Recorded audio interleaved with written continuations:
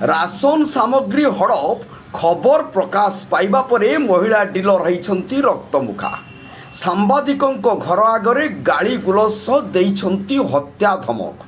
कारण सांबादिक जनक एही डीलरंकर असली चेहराटी को खोली देइथिले तांको कागजरे। डीलर को कला कारनामार खबर प्रकाश पाइबा परे डीलर एवं सहयोगी सदस्य माने जड़े कार्यरत सांबादिक घर आगरे गाली गुलज विभिन्न धमक चमक देइथिबा नै बरहमपुर थाना रे लिखित अभियोग होइछि। सूचना अनुसार नीलगिरी ब्लॉक नरणपुर पंचायतर राशन सामग्री प्रदान पाई नियुक्त डीलर जड़े दिव्यांग व्यक्ति झीवर चाउल हड़प करिथिबा विषय सांबादिक जनक गणमाध्यम प्रकाश खबरटी प्रकाश करथिले। सूचना आधार में तथ्य माग्या और जिलापाल जनशुणाणी शिविर में अभियोग पर हिंस्र उठिचंती नरणपुर ग्राम पंचायतर माँ गायत्री स्वयं सहायिका गोष्ठी।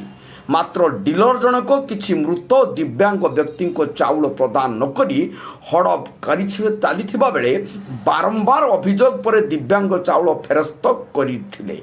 तेबे एटी प्रश्न उठे प्रति मास मुंड पिछा 5 किलोग्राम चाउल प्रदान करने नियम थिबा बेले एकाथरे 182 किलो चाउल डीलर जनक केउठु आनिले आउ किपरि प्रदान कले यह एक प्रश्न। ये प्रश्नर उत्तर बा दब किए कहले सांबादिकों को माड़र भय।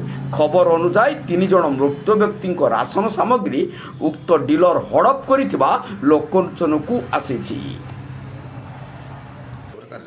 कौन आज घटना घटना सका मुलिया साइड पलैगला आम गाँव माँ गायत्री एसएचजी ग्रुप्र मिनती साहू एवं तार नेतृत्व में सब सदस्य मैंने आसिक आम घर पाखे हल्ला करवा और मत असभ्य भाषा आम घर मो माँ उपस्थित गाड़ी दवा जीवन लु मारिदवा बोली धमक देले मत फोन जोगे भी धमक देले जे विभिन्न माँ भईर धमक देले एवं ए नहीं कि मु बरहमपुर थाना रे अभियोग भी करी साहू को सर्वप्रथम कही साहू से कथा को गुरुतर सहकार नहीं से उठे जे गंडगोल न करा मना करते मुझे कि समय पर थाना एफआईआर देती ए कथा को पुलिस गुरुतर सहकार नहीं तदंत जारी भी रखी।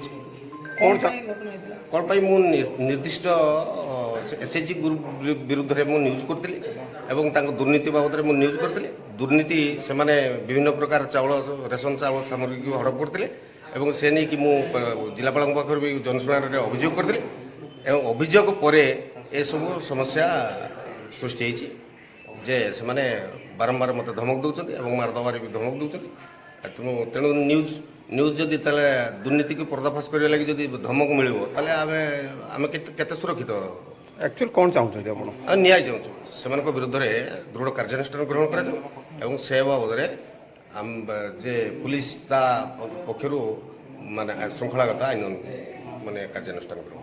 धन्यवाद।